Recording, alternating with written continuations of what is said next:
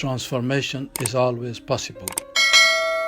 It is vital to know that transformation is always possible and that we can create new brain pathways whenever we are ready to make the change. It is also important to know that we need to identify our core habit, the habit we identify as the most central thing we can change about our life.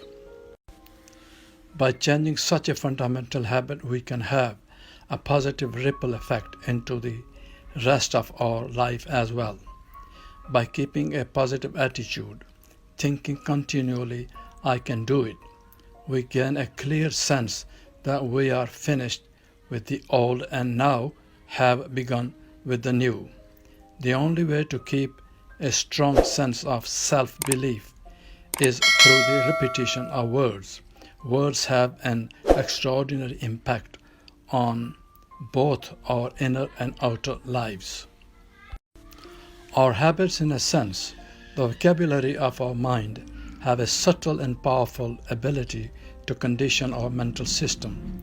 For example, we can ask ourselves which is a better statement, I can't or I don't know how yet.